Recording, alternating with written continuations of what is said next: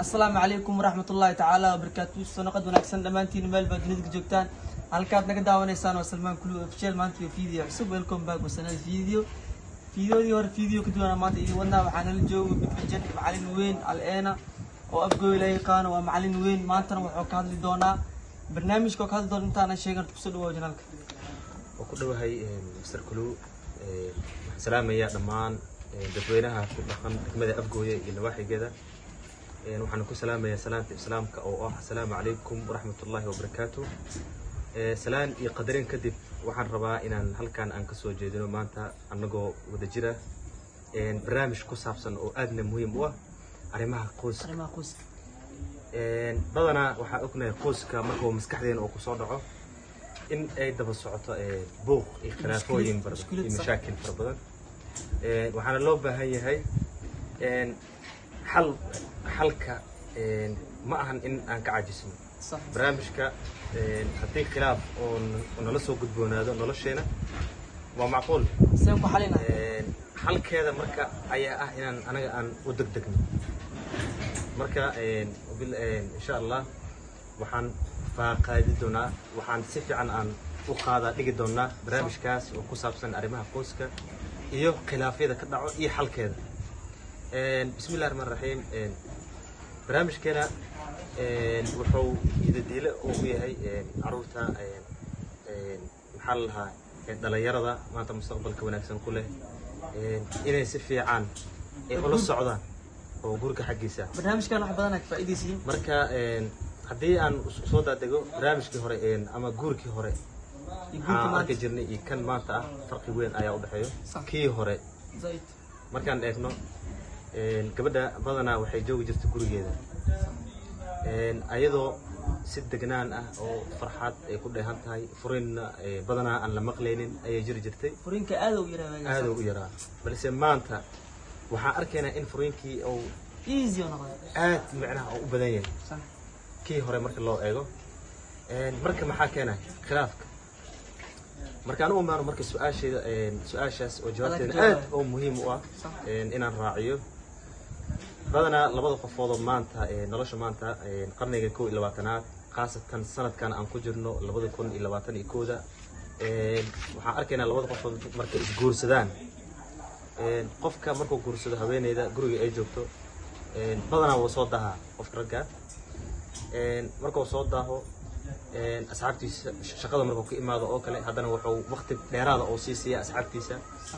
markuu guriga u soo laabto hadana waxa dhici karto in telefoon iyo waxyaabo maraan ka dhax galo soo taaytankas guriga oo ka soo daahayo ee lombaan ma leedahay waa halka aan rabno in mawduucan aan ku dabaqno sababtoo ah hadii hal aan la helin wareer waa marka asigoo waqtiga intiisa badan shaqo uu ku maqan yahay ayaa waxa dhici karto in hadana oo asxaab ayuu leeyahay qofka inuu waqti dheeraad ah hadana baraanka uu soo bixiyo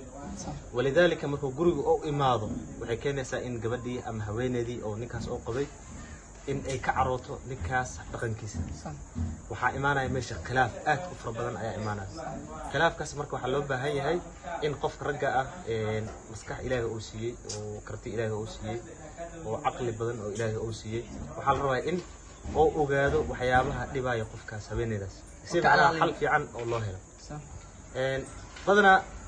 isku doogna ma aha marka waxa khilaafka keenaya waxa waay qofka ragga waxyaabaha uu jecel yahay haweeneyda ma jecel naagta waxay jeceshahay ama qofta dumarka waxay jeceshahayna ninka ma jecel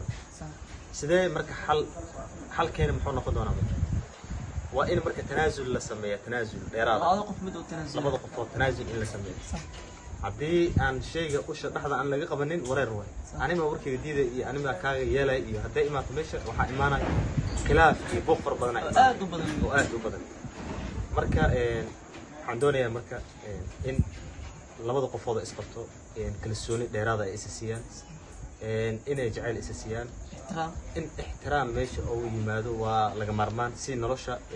labada qof isqabto ay u noqoto mid hay ah aad u sareyso looma baana in macnaha qayle iyo buuq iyo waxyaabo fara badan wax iska easy ah oo halkeedan oo yar yahay ayaa badanaa la isku furaa marka walaalahayga dhammaan ku dhaqan degmada afgooye khaasatan caam ahaan kuwa walaalahayga dunida Soomaaliya adduunyada Afrika meel kasta ay ka joogaan Soomaalida عن دردار عن سينايا marka in ay nolosha guurka ay tahay nolol aad iyo aad macnaha ilaahay subxaanahu wa tacaala uga hadlay nolol qaali inay tahay waxyaaba aan la dayici karin ayaa jira qalbeeda in la ilaaliyo waa loo baahan yahay qofka haweeneyda ah oo dumarka ah oo iska yar tahay oo codkeeda badanaa waxaa laga yaabaa in codkeeda ay kaaga arsataa laga yaabaa aysan awood gacmo iyo awood kale ma lahan marka waxaan doonaynaa marka inaan sii ifino waxyaabaha sidee aan isku dejinaa marka qaabka anaga aan isku dejino iyo qaabka xalka loo helayo ayaan rabnaa marka inaan xooga isbarbardhig aan ku sameeyo qofka idaawanayo walaalkayga ama walaasheeda waxaan rabaa in oraahdeeda ay si wacan oo degan u dhugataan waa wax aad muhiim u ah nolosheena anaga muhiim noo tahay si ubad badan aan u dhalno si macnaha baraare iyo farxad iyo damaashaad aan ku wada noolaano waa jecelnahay marka waxaan rabnaa habdhaqanka noo ifinayo marka inaan xal mar walba aan helno dayacaad badan ay dhicin aan rabnaa marka inaan hal iyo laba inaan ka dhaco ayadoo waqtigeena oo na kulaalayo waxaan rabaa marka awalan marka la soo guursado waxaa loo baahan yahay kalsooni iyo daacad meesha inay imaato horta isku kala soonaada kala dambeyn qofna qof kale inuusan macnaha u ifinin ninkan inuu xun yahay in isku duubni ayaa loo baahan yahay si nolosha aayaha guurka loo adkeeyo in isku duubni la helo in aan la kala dilin waxaa jira xaasidaa jira kow dhowr qodob waa macnaha lama tiri karo waqti hal saacadna kuma koobi karno arrimaha xalka guurka khulaasana aan ku sameynayna aan soo gaabinayna kow qofka markuu guursado waxaa loo baahan yahay dulqaad fara badan inuu yeesho qofka ragga ah dulqaad fara badan waxa waa dumarka marka laga hadlayo xaalado badan ayaa la soo darsayso marka la guursado oo kale kali ahaansho fara badan in laga ilaaliyo labo marxalad kale ay geli doontaa oo marka walac oo kale xaalad gooni waaye dulqaadkeedana oo yaraanayo waxaa looga baahan yahay marka qofka ragga inuu fahmo isbedelka ku dhacayo haweeneydaas hadduu ilaaliyo oo si wanaagsan oo u taxadiro oo u ilaaliyo macnaha farxaddeeda waxaa meesha ka baxayso in khilaaf meesha oo imaado teeda kale anigoo iska dhexgalayo isla mawduucayga hadda aan wado oo ah xalka khulaasooyinka waxaan rabaa marka haweeneyda in badanaa ayadana ay ixtiraam ay siiso ayaa loo baahan yahay ninkeeda taas waa laga marmaan qodobka saddexaad oo khulaasooyinkeena oo aan kusoo gaabinayna xalka waxaa waaye oo dhanka ragga in waalidiinta gabadha labadeeda waalid eheladeeda iyo cashiiradeeda in xiriir fara badan loo sameeyo qofka raggana oo sameeyo si meeshaas ay usoo adkaato xiriirkaas macnaha hadduu oo wanaajiyo waalidka gabadhaas oo ka qabo waxay yaraanaysa marka isku dhac fara badan oo lagu kala tago meesha inay ka baxdo waalidiinta xalinaya labo badanaa waxaa dhacdo waxyaabaha mashaakilaadka keenayo ama dhibaatooyinka keenayo arrimaha guurka ku saabsan in aflagaadooyin ay imaato labada waalid aflagaadooyin loo geysto marka waa qalad aad ayayna u tahay waxyaabo oo khilaaf iyo mashaakil dheeraad ah arrintaas u keenayo qodobkayga afraad sidoo kale waxaa waye qofka raggana laga rabo asigana inuu u muujiyo kalgacayl aad u fara badan si uu u ilaaliyo qalbiga habeenkaas ama dumarka uu jecel fara badan oo dareensiyo way dhanka dumarka marka aan ka hadlayno maxaa laga rabaa ayadana inay samayso oo wanaag fara badan meeshaas kalgacayl fara badan iyo adkaansha gurigaas oo dhidibada oo u taagmo oo salkana oo u dhigto jacayl fara badan iyo kalgacayl fara badan maxaa keenaya ayadana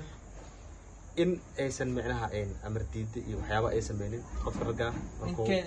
ay adeecdo sababtoo ah rasuulkeena maxamed sallallahu alayhi wasallam wuxuu yiri haweeneyda ninkeeda ayadoo raali oo ka yahay hadday dhimato sidaas ay ku gashay jannada dakhal janna ayuu dhahay nabiga sallallahu alayhi wasallam waxyaabaha u fududeynayo in haweeneyda ee jannada ay ku gasho waa wax aad u yar inkastoo shaydaanna uu nafteena oo ku jiro haddana macnaha waa wax aad basiit u ah sidoo kale waxaa laga rabaa gabadha inay isku xariiriso ninkan eheladiisa iyo cashiiradiisa iyo qaraabadiisa inay isku xariiriso ayadana isku soo aruuriso waa laga marmaan qodob kale inay si fiican u wanaajiso si meeshaas oo waxyaabo fara badan oo wanaag kalgaceel inuu ka soo baxana waan rajeynayna insha allah way fara badan yihiin arrimaha xoojinayo jacaylka iyo kalgaceelka haweeneydaas iyo ninkeeda arrimaha qoyska marka laga hadlayo saacad iyo 2 saacadna laguma soo koobi karo waxaan dardaar dheer oo sal iraad intaba leh aan hawada aan u marsiinayaa walaalahayga hadda dhageysanayo ama idaabanayo waa janaalka Kulu Official ku xiran waxaan u dardaarmeynaa in ay degnaanshaha iyo dulqaadka inay badiyaan si nolosha qoyska ay u noqoto nolol cimri dheer leh oo waarto oo farxad dheeraadna leh si loo helo barnaamijkeena intaas ayaan kusoo gabagabeynaynaa wasalaamu calaykum waraxmatullaahi wabarakaatuh ما شاء الله صاحب ورد هذا وما سنتها وقتها قالي أنا صورتي برنامج كين وحكى هلا يقصك برنامج كان عندكم سيداران دون وحالي لنا سياسي إنه بتقلي